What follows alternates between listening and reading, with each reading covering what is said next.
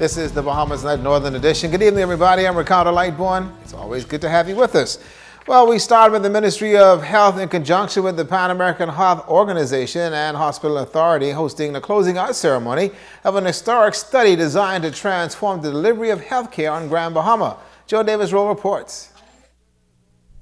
It is a first for the country and for the island of Grand Bahama.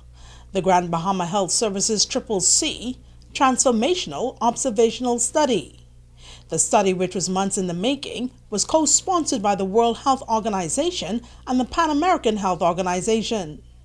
Addressing the closing out ceremony, held in the foyer of the Rand Memorial Hospital, was Deputy Permanent Secretary in the Ministry of Health, Dr. Linda Moxie Brown. So important that all of us become so much involved that no matter where we go, we're able to assist somebody, that we're able to reach a hand out and assist wherever possible.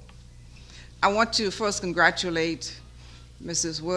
Williams and her team here, and Dr. Cox and Dr. Ward, and those persons who have spearheaded this great project, to know that you have become the first in the Bahamas to do what you just did. Dr. Moxie Brown says the healthcare system on Grand Bahama now stands in a class by itself, as the island is well on its way to developing a people-centered healthcare system. When you can bring somebody in as a patient, and you can watch that patient from the day they enter the door, no matter how they come through that door, all the way through their stay in hospital, and take them back home and watch them for whatever period until they're 100% A-OK. Doesn't that say a lot?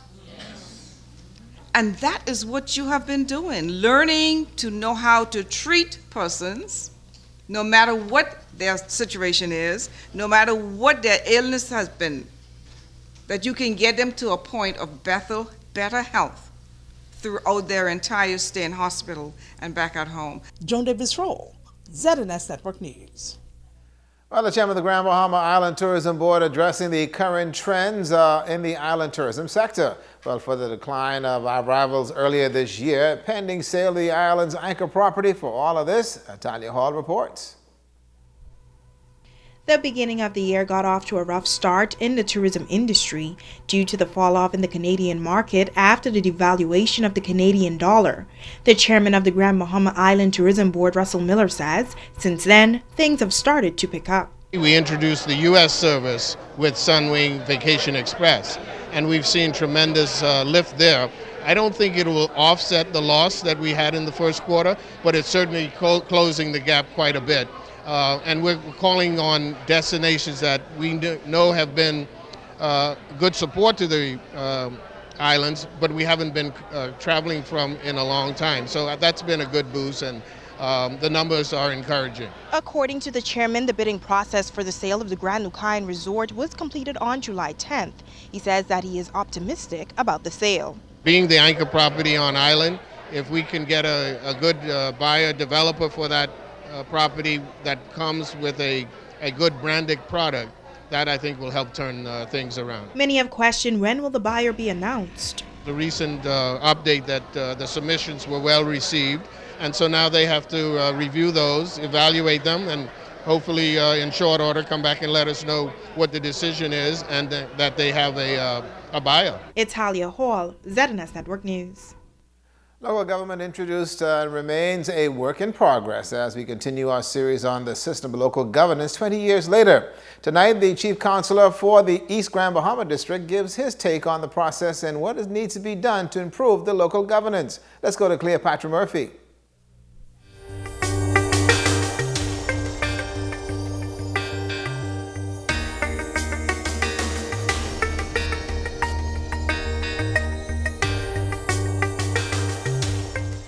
East Grand Bahama District Chief Counselor Lawrence Lang says he was drawn to local government in 1998 because he felt compelled to help his community as a community-minded person.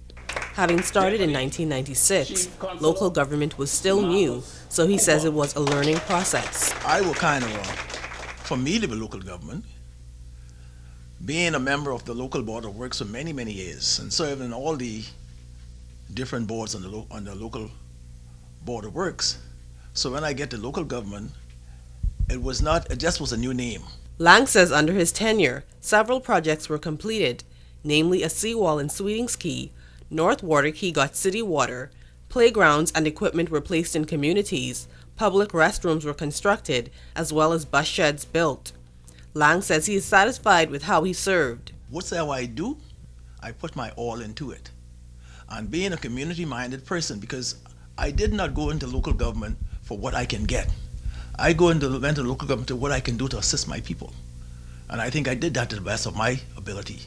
The former chief counselor recalls trying times like Hurricane Wilma, Francis, and Jean, when the community was flooded and being called on to constantly render assistance. He says it was worth it. Local government also provided opportunities to travel. Lang remembers fondly his first Commonwealth Local Government Conference in Auckland, New Zealand. That was the experience of my life. I enjoyed it. I met with leaders from all over the Commonwealth countries, of 55 Commonwealth countries. So I mingled with them.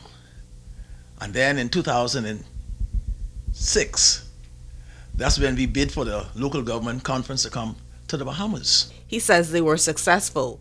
Looking at local government in East Grand Bahama today, Lang says it could use work. There's a lot of room for improvement. Now, I don't know where there's money, or I don't know what it is, but there's room for improvement. For present and upcoming practitioners, Lang says if you are not truly interested in serving people, do not get involved, because that is the top priority. Cleopatra Murphy, ZNS Network News. And some good news to bring to you regarding the young woman who was reported missing. Police tells us that 26-year-old Cardisha Spence of Martin Igmar Rock was located last night in the Freeport area. Police issued a missing persons alert yesterday for Cardisha Spence. But reports say that she was found and is in good condition. Also, police on Grand Bahama locating an illegal firearm. Officers of Operation Turf Sweep acting on information last night while in the area of the Mall Drive discovered in the bushes a .38 revolver. No arrest was made on this matter, but investigations are continuing. We got a break to come, but we'll be right back. Don't go away.